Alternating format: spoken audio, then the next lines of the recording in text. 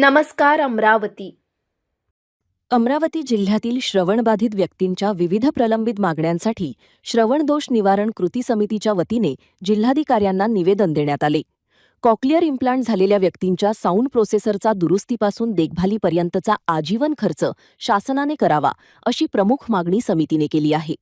तसेच नागपूर जिल्ह्याच्या धर्तीवर अमरावती जिल्ह्यातील श्रवणबाधित व्यक्तींसाठी जिल्हाधिकारी कार्यालयाच्या माध्यमातून दरवर्षी किमान 15 लाख रुपयांचा निधी राखीव ठेवावा अशी मागणीही करण्यात आली। या निधीतून कॉक्लिअर इम्प्लांटच्या साऊंड प्रोसेसरची दुरुस्ती, बॅटरी तसेच आवश्यक वैद्यकीय आणि श्रवणविषयक साधनांचा खर्च भागवावा अशी समितीची मागणी आहे। याशिवाय गरजू श्रवणबाधित व्यक्तींना आवश्यकतेनुसार आर्थिक मदत उपलब्ध करून द्यावी अशी मागणीही निवेदनातून करण्यात आली।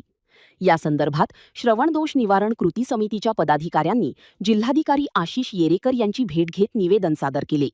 शासनाने श्रवणबाधितांच्या या मागण्यांचा सकारात्मक विचार करून त्या तातडीने पूर्ण कराव्यात अशी मागणी समितीच्या वतीने करण्यात आली आहे।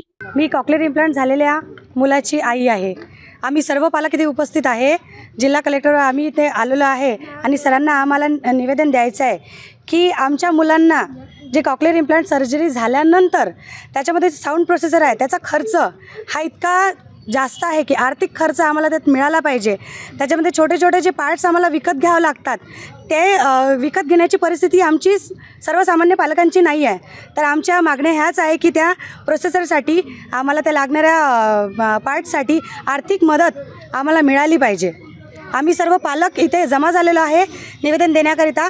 त्यासाठी सर्व पालकांचे मुलं इथं हजर आहे। कॉक्लिअर इम्प्लांट सर्जरी झालेले हे मुलं जर हे प्रोसेसर लावणार नाही तर ते बोलूच शकत नाही, कारण जे मूकबधीर जे मुलं असतात त्यांना प्रोसेसर लावल्यानंतर त्यांची सर्जरी झाल्यानंतर ते या पूर्ण आपल्या जगातला सर्व आवाज घेऊ शकतो। आवाज घेतल्यानंतर त्यांचं जे जगणं आहे पुढचं ते सोप्या पद्धतीनं होतं। ते आवाज ऐकण्यासाठी त्यांना या प्रोसेसरची गरज आहे आणि प्रोसेसरची गरज असल्यानंतर त्याला जे पार्ट्स लावावं लागते ते जास्त खर्चिक असल्यामुळे आम्हाला आर्थिक मदत मिळाली पाहिजे। म्हणून आम्ही जिल्हाधिकारी इथे कार्यालयावर आलो आहे आणि आमच्या मागण्या आम्ही निवेदनतर्फे साहेबांना देणार आहे। मी लक्ष्मण मोरे ऑडिओलॉजिस्ट आणि श्रवणदोष निवारण कृती समितीचा अध्यक्ष। आज आम्ही इथं जन्मदास श्रवणबाधित बालक हे श्रवणदोष निवारण कृती समितीच्या सर्व पालकांच्या सोबत इथं आपल्या सन्माननीय कलेक्टर साहेबांना एक निवेदन देण्यासाठी आलो आहोत। आमच्याकडे हे जन्मदास श्रवणबाधित जवळपास 150 मुलं आम्ही कॉक्लिअर इम्प्लांट केलेले आहेत। आज हे सर्व मुलं सामान्य मुलाप्रमाणे ऐकतात, बोलतात आणि सामान्य शाळेत जातात आणि सर्व प्रक्रिया करत असताना केंद्र शासन व आपल्या राज्य शासनाने ही पूर्ण कॉक्लिअर इम्प्लांट आम्हाला मोफत दिलं होतं।